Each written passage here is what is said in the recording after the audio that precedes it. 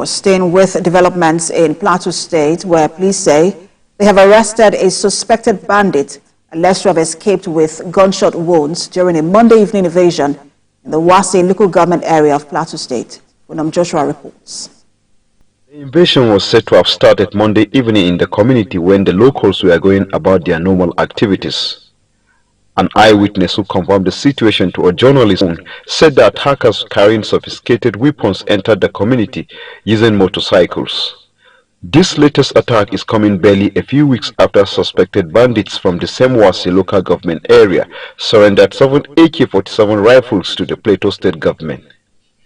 Police in Plateau State say they have arrested a suspected bandits alleged to have escaped with gun wounds during Monday evening invasion in Wase local government area of the state. Today, yesterday into today,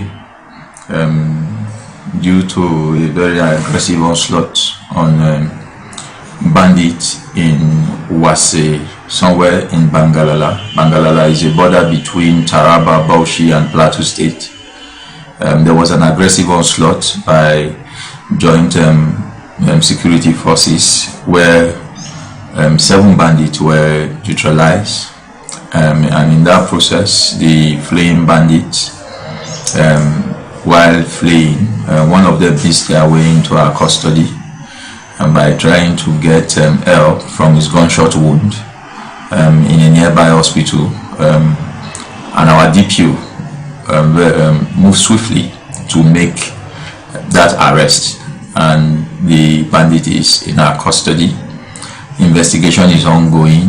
More men have been drafted to that particular area in collaboration with the joint operation team that is working there to ensure that we get them all and normalcy is restored.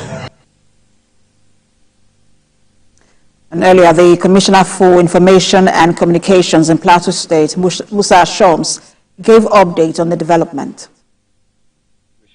First of all, the number is not has not been ascertained as 40, because we spoke with the police and the Transition Implementation Committee Chairman, Honorable Hamisu Anani, and it was confirmed that 7 bandits were also killed in the attack. It was 9 people that we can confirm as we speak.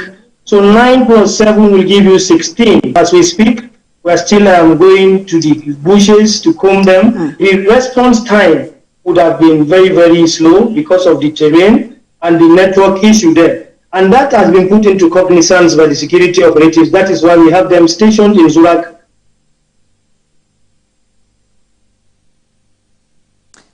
Now, for more updates, Executive Director, Global Peace and Life Rescue Initiative, Melvin Ejen, joins me on the news. Good to have you join us. Thank you for having me. This adds to the worrisome space of attacks on communities in Plateau State. Is there a common thread here? Can we tie all of these attacks together? Well, I think let me start by commending the security forces for this joint operation that is going on in Wase general area in search of these mindless bandits who claim to have surrendered last month and yet are up again to disturb the very peace of the people. The issue of banditry in Wase is not new, it's not common. I think they are infiltrating the Wase general area from neighboring states to come to that area because of the rich mineral resources in Wase local government. But I think the security forces are on top of their game. I want to commend them for neutralizing more than 7 of these bandits yesterday. So one thing I am worried about is how people escalate figures on national television without getting verifiable evidence. And I get the point you're trying to make, Mr. Melvin Ejen, but you haven't really answered the question I asked. I was asking if there is a common thread here, whether it's in Bangu or Wase. Is there a common thread here? I was actually coming to that. It's not a common thread. There are 2 different things. The issue, what we have in Wase is the pure act of banditry that, like the issue in Northwest, another part of the Northeast.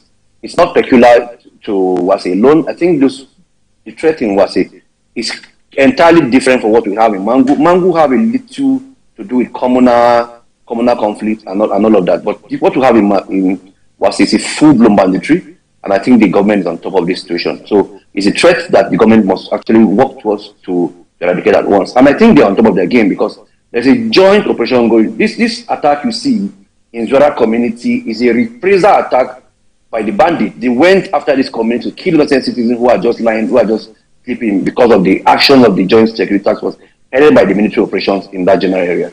So I think I must commend the government for taking this step. They are trying to rid them out of the forest in Wase local government. I will see how all of these efforts go. Thank you so much for your time, as always. Executive Director, Global Peace and Life Rescue Initiative, Melvin Eja. Thank you for having me.